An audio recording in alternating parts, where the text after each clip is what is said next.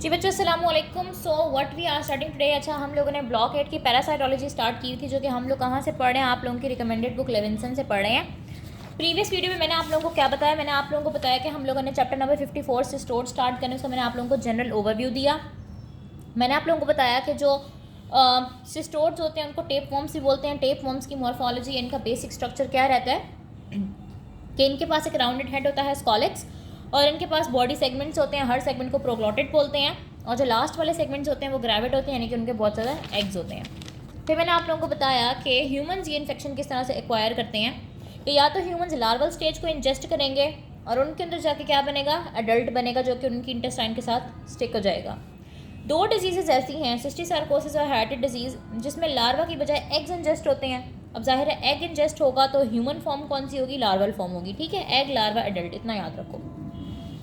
फिर मैंने आप लोगों को बताया कि हम लोगों ने 4 ऑर्गेनिज्म जिसके अंदर स्टडी करने हैं, टीनिया सोलियम, टीनिया सैजिनेटा, डायफिलोबॉथरियम लैटम और इकाइनोकोकस ग्रेनुलोसस। चारों बहुत इंपॉर्टेंट है, बहुत आसान है, बहुत इंटरेस्टिंग है, आप लोगों को आनी चाहिए। अच्छा, जो टीनिया है ना बच्चों, बेसिकली इसके अंदर 2 ऑर्गेनिज्म आते हैं। जो आपके चैप्टर 54 के अंदर पहले 2 ऑर्गेनिज्म है, वही 2 ऑर्गेनिज्म ही टीनिया के अंदर आते हैं, Taenia solium and Taenia saginata. अब सोलियम का दूसरा नाम क्या है, पोर्क टेप वॉर्म। पोर्क क्या होता है बच्चों, जो पिग का मीट होता है उसको पोर्क कहते हैं।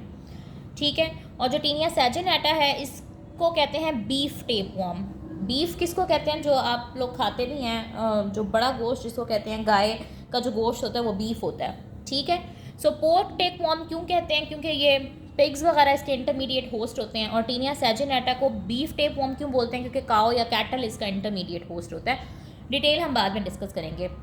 सो अभी तक की बात यह है कि टीनिया हमारे पास 2 टाइप के हैं, टीनिया सोलियम, टीनिया सैजिनेटा। एक को हम कहते हैं पोर्क, एक को हम कहते हैं बीफ। टेप वॉर्म्स तो ये सारे ही हैं।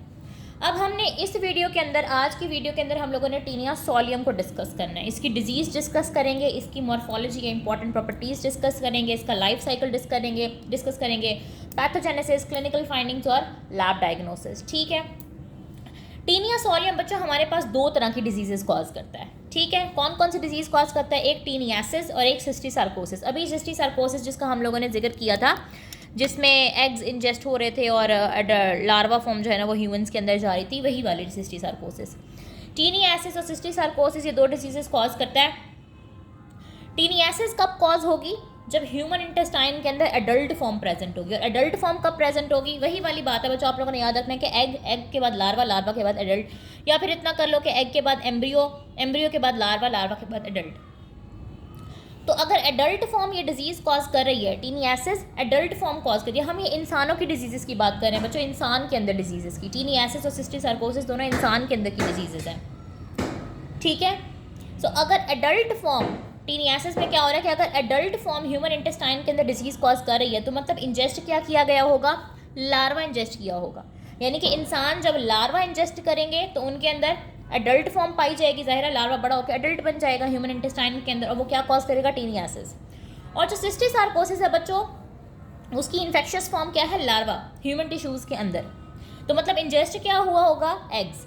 तो सिस्टिसार्कोसिस के अंदर क्या हो रहा है, एग्स की इंजेक्शन हो रही है, पैरासाइट के अंडे इंजेस्ट हो रहे हैं, और ह्यूमन टिश्यूज़ के अंदर लार्वा पाया जा रहा है, और लार्वा ये डिजीज़ कॉज कर रहा है। और टीनियासिस के अंदर क्या हो रहा है कि लार्वा की इंजेक्शन हो रही है, और ह्यूमन इंटेस्टाइन के अंदर क्या पाई जा रही है, एडल्ट फॉर्म पाई जा रही है, जो कि टीनियासिस कॉज कर रही है।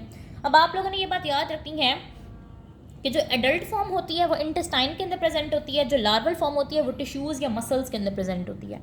अब एडल्ट फॉर्म इंटेस्टाइन के अंदर क्यों प्रेजेंट होती है बच्चों, क्योंकि आपको पता है जो एडल्ट होता है वो सेक्सुअली रिप्रोड्यूस करता है, वो एग्स प्रोड्यूस करेगा। मैंने आपको बताया ना कि जो पिछले लेक्चर में जो ग्रेविड प्रोग्लॉटिड्स होते हैं वो एग सेक्रीट करते हैं, और उनके एग्स फीसिस के थ्रू इन्वायरमेंट में जाते हैं, ह्यूमन फीसिस के थ्रू। तो एडल्ट फॉर्म का मौजूद होना इंटेस्टाइन में ज़रूरी है, क्योंकि वहीं से वो अंडे देगा, और अंडे आपकी इंटेस्टाइन से आपकी एनस से बाहर इन्वायरमेंट में जाएंगे। ठीक हो गया। और लार्वल फॉर्म ह्यूमन टिश्यूज़ के अंदर प्रेजेंट होती है। तो इतनी बात क्लियर हो गई कि टीनिया सोलियम 2 तरह की डिजीजेस कॉज करता है, one is taeniasis, the other one is cysticercosis. Taeniasis कब होगी, जब ह्यूमन इंटेस्टाइन के अंदर एडल्ट फॉर्म प्रेजेंट होगा। एडल्ट फॉर्म तब प्रेजेंट होगा जब लार्वा की इंजेक्शन होगी। और सिस्टिसार्कोसिस में ह्यूमन टिश्यूज़ के अंदर लार्वा प्रेजेंट होगा, लार्वा तब प्रेजेंट होगा जब एग्स की इंजेक्शन होगी। ठीक हो गया। अब मैं आप लोगों को थोड़ा सा इसका स्ट्रक्चर बताती हूँ कि जो टीनिया सोलियम है, दरअसल आज बच्चों 14 अगस्त है, और 14 अगस्त में बाहर से शोर बहुत ज़्यादा आ रहा है, सो ये एक पब्लिक सर्विस मैसेज है कि इस तरह के काम ना किया करें प्लीज़, बाहर ये बाजे बाजे ना बजाया करें, बहुत ज़्यादा जो जीना हराम हुआ है। ठीक हो गया। सो मैं आप लोगों को थोड़ी बहुत इसकी मैंने आपको डिजीज़ बताई, टीनियासिस और सिस्टिसार्कोसिस, और मॉर्फोलॉजी या इंपॉर्टेंट प्रॉपर्टीज़ क्या आ जाती हैं बच्चों के। जो टीनिया सोलियम है ना, इसका स्ट्रक्चर कैसा होता है, इसकी मॉर्फोलॉजी कैसी होती है। मैंने आप लोगों को बताया था कि टेपवर्म का जनरल स्ट्रक्चर ये होता है कि उनमें स्कॉलेक्स होता है, उसमें एडहेसिव स्ट्रक्चर्स होते हैं जो चिपकने का या अटैचमेंट का काम देते हैं, प्रोग्लॉटिड्स होते हैं, ग्रेविड प्रोग्लॉटिड्स होते हैं। सो इसका जो स्कॉलेक्स होता है बच्चों, इसके अंदर 4 सक्कर्स होते हैं और सर्कल ऑफ हुक्स होते हैं। सक्कर्स मतलब जिन चीज़ों से या जिन पार्ट से इसने अटैचमेंट करनी है, इंटेस्टाइन के साथ अटैच होना है, आपके इंटेस्टाइन में जाकर इसने चिपक जाना है, सक्कर्स वो चीज़ है। और हुक्स भी उसी चीज़ का काम दे रहे होते हैं। ग्रेविड जो प्रोग्लॉटिड्स होते हैं उनके अंदर 5 to 10 प्राइमरी यूटेराइन ट्यूब्स या फेलोपियन ट्यूब्स होती हैं। सो ग्रेविड प्रोग्लॉटिड्स के अंदर 5 to 10 प्राइमरी यूटेराइन ट्यूब्स होती हैं, और जो स्कॉलेक्स होता है उसके अंदर 4 सक्कर्स होते हैं और सर्कल ऑफ हुक्स होती हैं। ये बच्चा आप लोगों की बुक है, या आपकी बुक के अंदर ये टीनिया सोलियम का दिखाया हुआ है, ये इसके स्कॉलेक्स हैं, ये जो आपको गोल गोल से स्ट्रक्चर्स नजर आ रहे हैं, और ऊपर जो है ना वो इसके हुक्स बने हुए हैं। ठीक हो गया, ये हमारे पास टीनिया सोलियम का स्ट्रक्चर हो गया। और ये बच्चों इसके ग्रेविड प्रोग्लॉटिड्स होते हैं जिनके अंदर 5 to 10 प्राइमरी यूटेराइन ट्यूब्स होती हैं। ये बात याद रखने की है बच्चों। हम आगे जाके टीनिया सैजिनाटा पढ़ेंगे तो इन दोनों का मैं आप लोगों को structure wise function wise difference भी बताऊंगी। और ये 5 to 10 प्राइमरी यूटेराइन ट्यूब्स जो होती है ना, वो लैब डायग्नोसिस के अंदर बड़ी इंपॉर्टेंट होती हैं, क्योंकि उसमें स्टूल का एग्जामिनेशन हो रहा होता है और उसमें आपने यही चीज़ें देखनी होती हैं। ठीक हो गया, तो मैंने आप लोगों को इसकी डिजीज़ बताई हैं, इसकी मॉर्फोलॉजी या इंपॉर्टेंट प्रॉपर्टीज़ बताई हैं। अब हम इसके लाइफ साइकिल के ऊपर आते हैं। पहली डिजीज़ जो हमने पढ़नी है वो है टीनियासिस, दूसरी हमने पढ़नी है सिस्टिसार्कोसिस। टीनियासिस में क्या रहता है बच्चों के, जो ह्यूमंस होंगे वो डेफिनेटिव होस्ट का काम दे रहे होंगे। डेफिनेटिव होस्ट कौन सा होस्ट होता है, जिसके अंदर अडल्ट फॉर्म प्रेजेंट होती है, जो कि सेक्सुअली रिप्रोड्यूस कर रही होती है। सो डेफिनेटिव होस्ट हमारे पास ह्यूमंस होंगे, क्योंकि ह्यूमंस के इंटेस्टाइन के अंदर अडल्ट फॉर्म प्रेजेंट होती है। ऐसा ही था ना, टीनियासिस में अडल्ट फॉर्म प्रेजेंट थी ह्यूमन इंटेस्टाइन के अंदर। और पिग्स क्या होते हैं बच्चों, पिग्स हमारे पास रहते हैं intermediate host. Intermediate host pigs क्यों होते हैं, क्योंकि उनके अंदर लार्वल फॉर्म प्रेजेंट होती है। सो हमने 2 साइकिल्स पढ़ने, बेसिकली एक साइकिल के 2 पार्ट्स पढ़ने, एक जो हम ह्यूमंस के अंदर पढ़े होंगे, एक जो हम पिग्स के अंदर पढ़े होंगे। So humans are the definitive host because they have the adult mature form in their intestine. Pigs are the intermediate host because larval form is present in their muscles. जो भी अडल्ट फॉर्म होती है वो intestine के अंदर होती है, जो भी लार्वल फॉर्म होती है वो हमेशा मसल्स या टिश्यूज़ के अंदर होती है। सबसे पहले क्या होता है बच्चों के, ह्यूमंस खाते हैं रॉ या फिर under cooked pork containing larva. Larva का ही दूसरा नाम सिस्टिसार्काए है। ठीक है, लार्वा को हम अल्टरनेटिवली सिस्टिसार्काए बोलेंगे। ह्यूमंस कच्चा या फिर अंडर कुक्ड पोर्क खाते हैं। पोर्क कहते हैं बच्चों पिग के मीट को। अब वी बीइंग मुस्लिम्स हम तो नहीं खाते पोर्क, लेकिन बहुत सारी दुनिया के इलाकों में पोर्क खाया जाता है। सो ह्यूमंस क्या करते हैं कि अगर वो ऐसा पोर्क खा रहे हैं जो कच्चा है या वो ठीक से पका हुआ नहीं है और उस गोश्त के अंदर ऑलरेडी लार्वा प्रेजेंट थे। किसके लार्वा, टीनिया सोलियम के लार्वा। सो जैसे ही वो उन्होंने गोश्त खाया, गोश्त के अंदर लार्वा थे, गोश्त वगैरह उसकी स्मॉल इंटेस्टाइन में जाएगा और उनमें से लार्वा निकलेंगे और लार्वा वहाँ पे अटैच हो जाएंगे और उनका साइज़ बड़ा होना शुरू हो जाएगा। फिर आप लोगों ने वही बात याद रखनी है कि बच्चों एग से बनता है एम्ब्रियो, एम्ब्रियो से लार्वा, लार्वा से एडल्ट। अब लार्वल फॉर्म इंजेस्ट की गई है तो इसने किस में कन्वर्ट होना है, आगे अडल्ट फॉर्म के अंदर कन्वर्ट होना है। सो स्मॉल इंटेस्टाइन में क्या होगा कि लार्वा अटैच होंगे गट की वॉल के साथ। तकरीबन 3 महीनों में वो 5 मीटर तक जो है ना वो अपनी लेंथ गेन कर लेंगे। आपकी स्मॉल इंटेस्टाइन के अंदर, ह्यूमन की स्मॉल इंटेस्टाइन के अंदर वो 3 महीनों के अंदर तकरीबन 5 मीटर तक ग्रो कर जाएंगे, वहाँ पे अटैच हो जाएंगे। अटैच किस तरह से होंगे, वही सक्कर्स और सर्कल ऑफ हुक्स के थ्रू। फिर उनके जो ग्रेविड प्रोग्लॉटिड्स होंगे ना, वो अंडे देंगे और वहाँ से अंडे डिटैच होना स्टार्ट होंगे। ह्यूमन की फीसेस के साथ वो एग्स भी बाहर एनवायरनमेंट में चले जाएंगे। ठीक है, यहाँ तक बात क्लियर हो गई कि सबसे पहले ह्यूमंस ने क्या किया, ह्यूमंस ने रॉ या फिर अंडर कुक पोर्क खाया जिसके अंदर लार्वा या सिस्टिसार्काए थे। वो लार्वा ह्यूमन स्मॉल इंटेस्टाइन में जाके बड़ा होना शुरू हो गया और वो 3 महीनों के अंदर तकरीबन 5 मीटर तक लंबा हो गया। वहाँ से ग्रेविड प्रोग्लॉटिड्स ने अंडे दिए, अंडे जो है ना वो आपकी फीसेस के साथ इन्वॉल्वमेंट में चले गए।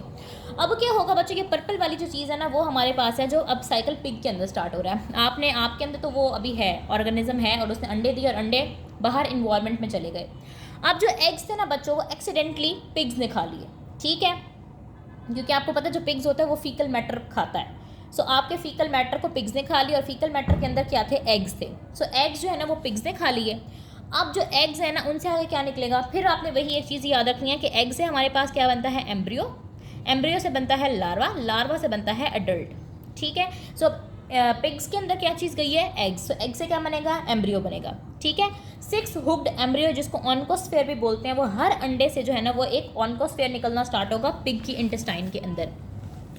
फिर वो एम्ब्रियो जो है ना वो किसी ब्लड वेसल या किसी ब्लड के थ्रू ट्रैवल करता हुआ स्केलेटल मसल्स तक चला जाएगा, ठीक है। और वहाँ पे जाके जो है ना वो एम्ब्रियो लार्वा में कन्वर्ट होगा। लार्वा को हम अल्टरनेटिवली क्या बोलते हैं, सिस्टीसार्काई बोलते हैं, ठीक है। सो जो अंडे अब पिग ने खाए थे उनमें से एम्ब्रियो निकला, एम्ब्रियो ब्लड वेसल के थ्रू स्केलेटल मसल तक गया, मसल में जाके वो एम्ब्रियो लार्वा या सिस्टीसार्काई के अंदर कन्वर्ट हो गया।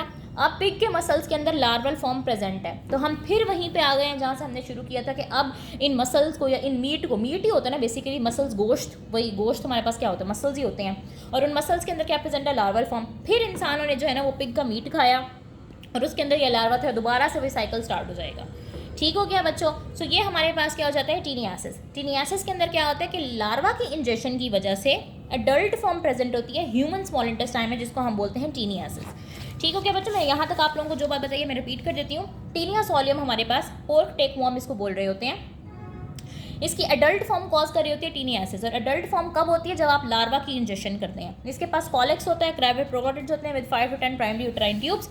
Humans are the definitive host, pigs are the intermediate host. Humans ने ऐसा गोश्त खाया जिसके अंदर लार्वा प्रेजेंट थे। लार्वा एडल्ट के अंदर कन्वर्ट होंगे, एडल्ट से अंडे निकलेंगे, अंडे आपकी फीसिस के साथ बाहर इन्वायरमेंट में चले जाएंगे, इन्वायरमेंट से वो अंडे पिग्स खा लेंगे, उससे बनेगा एम्ब्रियो, एम्ब्रियो ब्लड के थ्रू स्केलेटल मसल तक जाएगा, वहाँ पे बनेगा लार्वा या सिस्टीसार्काई, लार्वा मसल में प्रेजेंट होगा और ह्यूमंस वही लार्वा इंजेस्ट कर लेंगे। किस तरह से कि जब वो मीट खाएंगे तो उसके अंदर लार्वा होगा, लार्वा उनके अंदर जाके फिर एडल्ट बन जाएगा एंड सो ऑन।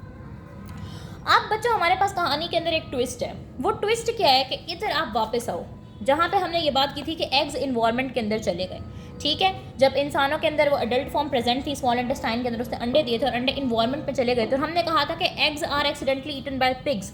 अगर हम इसको थोड़ा यूं कर दें कि वो अंडे पिग्स के खाने की बजाय वापस ह्यूमंस ने खा लिए, यानी ह्यूमंस का उन फीकल मैटर के साथ कॉन्टैक्ट हुआ किसी भी तरीके से, ठीक है, और वो जो है ना ह्यूमंस के अंदर अब वो अंडे चले गए, पिग्स के खाने की बजाय वो वापस इंसानों ने खा लिए।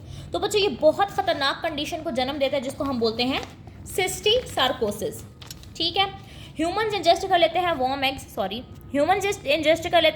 Eggs which are excreted in human faeces. दोबारा से वही साइकिल के एग से क्या बनता है, एम्ब्रियो, एम्ब्रियो से क्या बनता है, लार्वा, लार्वा से बनता है एडल्ट। सो एग्स जो होंगे ना वो ह्यूमन स्मॉल इंटेस्टाइन के अंदर हैच होना शुरू हो जाएंगे, इनसे ऑनकोस्फेयर या फिर एम्ब्रियो बनना स्टार्ट हो जाएगा। और ऑनकोस्फेयर हमारे पास हमेशा ब्लड वेसल के अंदर ट्रैवल करता है। ब्लड वेसल के अंदर ट्रैवल करता हुआ अब वो कहाँ पे जाएगा बच्चों, वो बहुत सारे ऑर्गन्स के अंदर डिसेमिनेट हो सकता है। कौन कौन से ऑर्गन्स के अंदर वो जा सकता है, यहाँ पे तो था ना कि सिर्फ पिग के स्केलेटल मसल में जा रहा था, हमारे ब्रेन में जा सकता है, आइज़ में जा सकता है, स्किन में जा सकता है, और वहाँ जाके वो डेवलप हो सकता है सिस्टीसार्काई या लार्वा के अंदर, और इस डिजीज़ को बोलते हैं सिस्टीसार्कोसिस। सो टीनियासिस के अंदर क्या हो रहा है कि आप लार्वल फॉर्म को इंजेस्ट कर रहे हो और आपकी स्मॉल इंटेस्टाइन के अंदर एडल्ट फॉर्म बन रही है, ठीक है, वो अंडे दे रही है और अंडे आपके फीसेस में जा रहे हैं। सिस्टीसार्कोसिस के अंदर क्या हो रहा है कि आप एग्स को इंजेस्ट कर रहे हो और आपके अंदर लार्वल फॉर्म प्रेजेंट है, और लार्वल फॉर्म कहाँ जाती है, आपके टिश्यूज़ में, आपके मसल्स में, आपकी आइज़ में, आपकी स्किन में, आपकी ब्रेन में।